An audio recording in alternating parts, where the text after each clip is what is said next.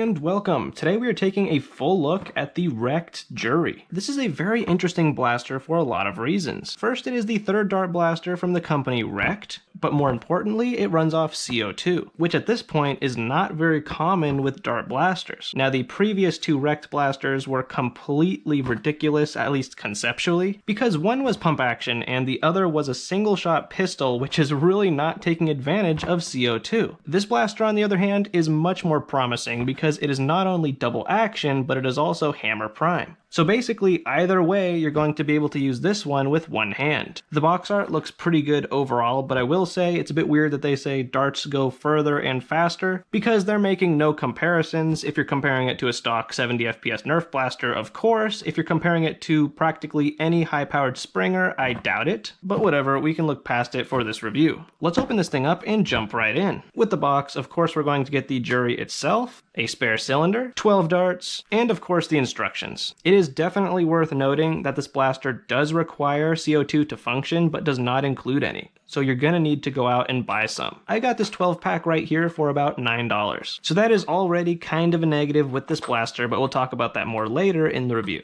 Going over the Jury, overall it is pretty ergonomic and the plastic quality is phenomenal. It feels very heavy duty. Now the blaster is cylinder fed. To load darts, you can either load from the right side and just rotate through, or you can do a complete cylinder swap. To do that, you just need to move this switch.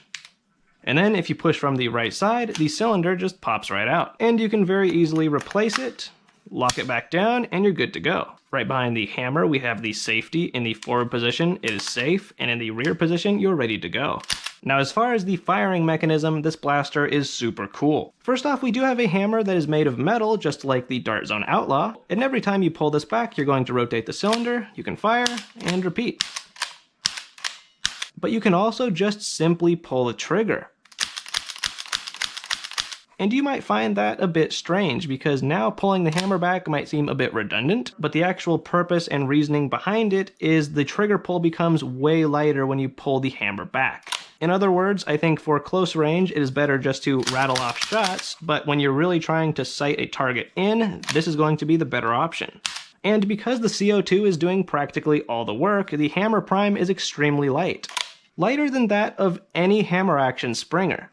Now, we would generally do a firing test inside, but because this is CO2 powered and your shots are going to start decreasing as you fire, I want to give this blaster its best chances of getting high numbers. So let's go outside, load the CO2, and put it over the chronograph. So first, to install the CO2 canister, we're going to take off the grip cover, place the CO2 canister in the chamber, and use the built-in tool to screw it in.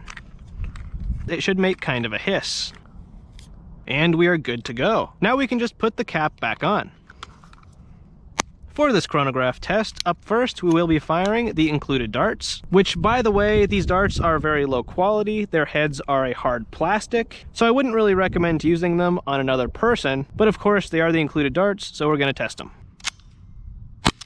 180, 183, 170, 159, 147, and 148. So as you saw, our first couple of shots did hit harder, and that is just the nature of CO2. And yes, we did just use the freshest portion of the CO2 on the included darts, but now let's fire some embers. Besides Dart Zone Rubies, one of the most popular and accessible darts on the market. 136, 139, 130, 134, 125, 126. So definitely a pretty respectable average, but again, as you saw, we did start getting lower and lower numbers. Let's fire some shots downrange, starting with using the hammer.